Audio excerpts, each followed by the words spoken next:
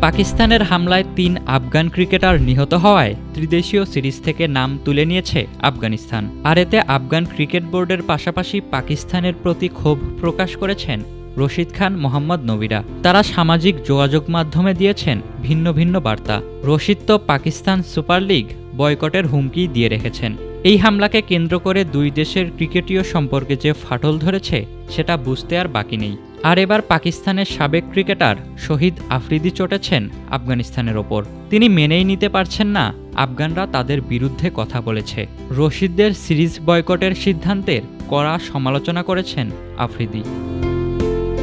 গত মাসে শ্রীলঙ্কা ও আফগানিস্তানকে নিয়ে নিজেদের মাঠে একটি ত্রিদেশীয় টি-20 সিরিজ আয়োজনের ঘোষণা দেয় পাকিস্তান ক্রিকেট বোর্ড। মূলত এই সংস্করণে বিশ্বকাপের প্রস্তুতির অংশ হিসেবে সিরিজটি আয়োজন করতে চেয়েছে তারা। তবে বিমান হামলাকে কেন্দ্র করেই ঘটে বিপত্তি। সারানায় একটি প্রীতি ম্যাচ শেষ করে বাড়ি ফেরার পথে প্রাণ যায় ৩ আফগান ক্রিকেটারের। আর তাদের প্রতি শ্রদ্ধা জানাতেই ত্রিদেশীয় সিরিজ বয়কটের সিদ্ধান্ত নেয় আফগানিস্তান।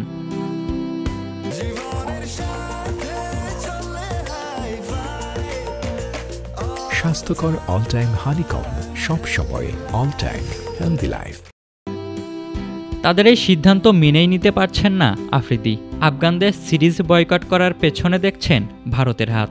আপনাদের উচিত ছিল আমাদের সঙ্গে আলোচনা করা, তা না করে আপনারা এমন লোকদের সঙ্গে হাত মিলিয়েছেন যারা পাকিস্তানে দীর্ঘদিন ধরে সন্ত্রাস চালাচ্ছে।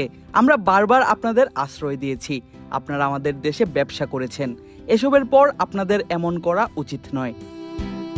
ত্রিদেশীয় সিরিজ থেকে আফগানিস্তানের নাম প্রত্যাহার করায় ক্ষুব্ধ আফ্রিদি। জানিয়েছেন তিনি এটা আশা করেননি। আমি এটা আশা করিনি। গত ৫০-৬০ বছর ধরে আমরা আফগানিস্তানের মানুষদের সাহায্য করছি। আমি করাচিতে ৩৫০ আফগান পরিবারের দেখভাল করি। আফ্রিদি দাবি করেছেন পাকিস্তান ও আফগানিস্তানের মধ্যে ভালো সম্পর্ক রয়েছে, তাই তাদের মধ্যে বিভেদ আনা ঠিক না। আমার বিশ্বাস দুদেশের মানুষদের মধ্যে একটা ভালো সম্পর্ক রয়েছে, সেই সম্পর্ক থাকা উচিত। আমাদের মধ্যে বিভেদ থাকা উচিত নয়। আফগানিস্তান সরে দাঁড়ালেও সিরিজ আয়োজনে কোনো বাধার মুখে পড়তে হয়নি পিসিবিকে। ইতিমধ্যে আফগানদের বদলি হিসেবে জিম্বাবুয়েকে বেছে নিয়েছে তারা। রয়্যালপিন্ডিতে আগামী ১৭ নভেম্বর ত্রিদেশীয় সিরিজ শুরু হবে। উদ্বোধনী ম্যাচে মাঠে নামবে পাকিস্তান ও জিম্বাবুয়ে। আর ২৯ নভেম্বর ফাইনালের মধ্য দিয়ে সিরিজটির পর্দা নামবে। ইশতিয়াক মাহিন, ক্রিক ফ্রেন্সি।